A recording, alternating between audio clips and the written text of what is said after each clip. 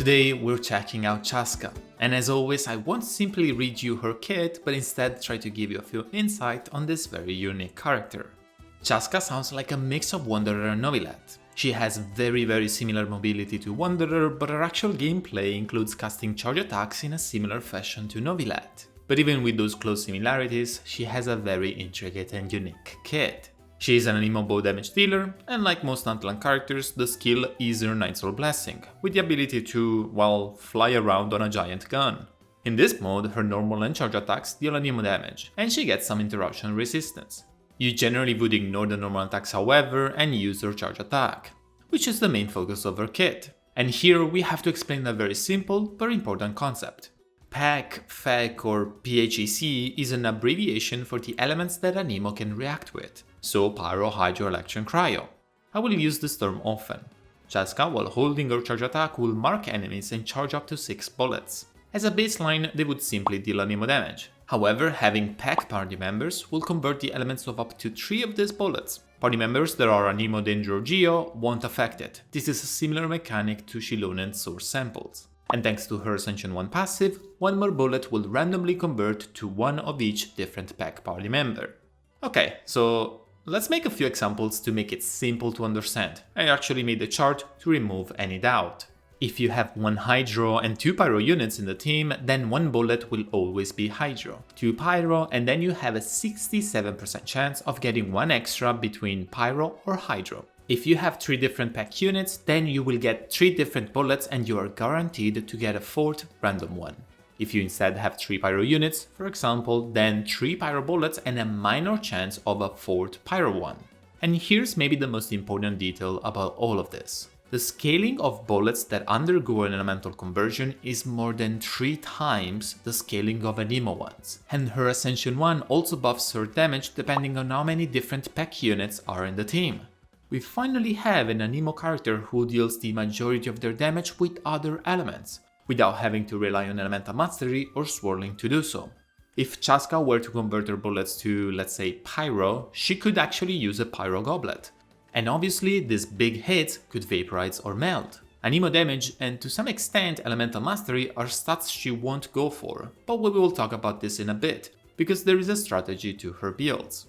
There are a few more details to her charger attacks. Bullets are shot from last loaded to first one, so generally she would deal the elemental damage first and then end with a few anemo hits.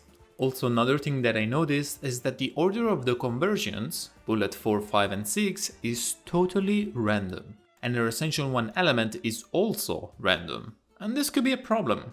If you could predict the order of her bullets, then you could use it to line up perfect melt or vaporize scenarios. And while this could still work and will likely be very popular among content creators, B-rolls and speedrunners, it is simply not the case generally, and it's even worse in AoE, where her attacks just go everywhere and might even result in 0 reactions. I didn't even explain all of it by the way, but the rest is simple. Her burst is a 60 energy cost and it's an anemo hit that splits into 6 bullets. Each different PHEC party member will convert 2 of these bullets. And her Ascension 4 is an extra bullet randomly chosen from each different PHEC unit as well, and it is triggered when a Night Soul burst happens, even if she is off field. So what does a Chasca rotation look like? Generally it starts with a skill and simply spams charge attacks for the entire duration. 4 charge attacks with 6 bullets each can be cast during its 10 seconds. The burst can be used at the start or at the end, it kind of depends on the artifacts used. There is one last thing about her kit I want to mention briefly, but it might be an entire separate video. She has an internal cooldown on her bullets that make her actual elemental application be every other hit. What this means is that the order of her bullets, which again we can't really decide, might make reactions happen or not. Let's say we have Bennett, Furina and Ororon. This is likely to be a very popular team for her. And since both Furina and Ororon can apply their element off field, let's also say that the enemy has Electro Charge applied to them. The order of our bullets can make our damage fluctuate a lot, especially the 6th and the 4th, which are supposed to actually apply their element. If either of those two happens to be Pyro, it will possibly trigger both Vaporize and Overload, but if Pyro is converted on the 3rd or 5th, we literally do not trigger a single reaction. Maybe we grab ownership of Electro Charged, but that's about it. No Vaporize and no Overload. This is one of the reasons why I believe Elemental Mastery will not be so great on Chasca, especially because in AoE, all I just said will be even worse. Let's talk about something juicy now, a character with great attack scaling multipliers but coming off different elements. How do we build that? Do we need Viridescent Veneer? What do we do on the goblet? Since her Knights of Blessing state continuously consumes points, exactly like Moalani, her best in slot set is going to be Obsidian Codex, with Marechaussee in Furina teams being a very close contender. Technically, Shimenawa and Wanderer's Troop can prove useful, but simply do not offer as much damage as the new shiny crit rate stats. Just remember that Chasca's Ascension stat is crit rate, so it will be very easy to overcrit. With Obsidian, we're looking at a baseline of 64% crit rate without a single stat in your artifacts. Viridescent and Scrolls are very likely to perform worse for her personal damage, but hey, with a not so good alternative and proper off-field damage dealers, it might be a good idea. But the real doubt is on the main stats. Your sense is going to be attack percentage, Circlet is left with crit, mostly crit damage, especially with these huge crit rate bonuses. So what about the goblet? Anemo damage is absolutely not necessary, especially when fulfilling her passives. We then have a toss-up between the most present element in the team or the stat that would buff any element. Attack percentage, yet again. The most common build on Chasca is likely going to be attack, attack, crit. An elemental damage goblet might overperform an attack one when attack is already very high and no damage percentage is given to her. Or when the team is composed of more than one unit of the same element with some good RNG on the Ascension 1. But I still want to put some emphasis on the fact that a character that often gets banned and maybe even double attack main stat really wants to have 3 different elements in the team to utilize the much needed damage percentage bonus coming from her passive. For the weapons, we have a beautiful chart made by my friend Kiki that showcases how her best in slot is absolutely busted on her. It's a crit stat stick bow, which you already have plenty of, but it offers Chasca 66% crit damage, 24% attack, 48% charge attack damage, and somehow we're not done yet, 24% burst damage. This is likely one of the characters with the biggest gap between the signature weapon and everything else. However, when looking at 4-star weapons, there is a new shiny toy that we can experiment with. The new Flower Weathered Retted. The new Flower Wreathed? Wreathed. The new Gacha weapon offers just what we need, charged attack damage.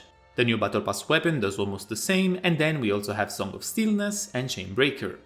And before looking at teams, I just want to point out that 400% of you guys are not subscribed. Just saying. Now, how do we make a team for Chasca? She presents herself as someone that ideally runs 3 different pack elements, however this often results in a few teammates that easily overlap with a great number of teams, namely Bennett and Furina. This duo has been running rampant for so many on-fielders that scale from attack, as while not having a perfect synergy, they still offer a huge amount of buffs. This is not different for Chasca, and simply adding any unit, ideally Cryo or Electro, is already a great baseline team. And especially Furina is simply the best way to include Hydro for Chasca. Keep in mind that her playstyle focuses on charge attacks, making the usual Zinch or Yelan not a great match. We then simply don't have much else. Cryo has been very neglected with no real updates, new characters, nor even rebrands for the characters we already have. In Chasca teams, while it could be very strong, it will stay niche for a while longer. Maybe there are going to be some Mel teams popping off and maybe some usage out of Shenhe, which works with Chasca's kit just fine. However, including Electro units, maybe even Order could be really interesting. Electrocharged and Overload have seen a pretty important buff, and I've got a video in the works about that. But in AoE, it is really worth considering, especially to mitigate all the RNG connected with the order and the frequency of elemental application coming from Chasca. One more consideration should be made for shielders or even more resistance to interruption. If interrupted before unleashing her charge attack, she will lose a very sizable portion of her damage. But anyway, I can see the following archetypes being pretty good and viable. I am not a big Constellation gamer, but let's talk about the first 2. C1 makes you also convert your second bullet, and you get 33% extra chance to convert the third bullet, which actually enables her kit better when the team has 2 repeating elements. C2 will further enable this by getting 1 stack over Ascension 1 regardless of the team, and her charge attacks will deal 400% over attack as one of the converted elements once per skill. This instance of damage will hit really hard, and it's also AoE.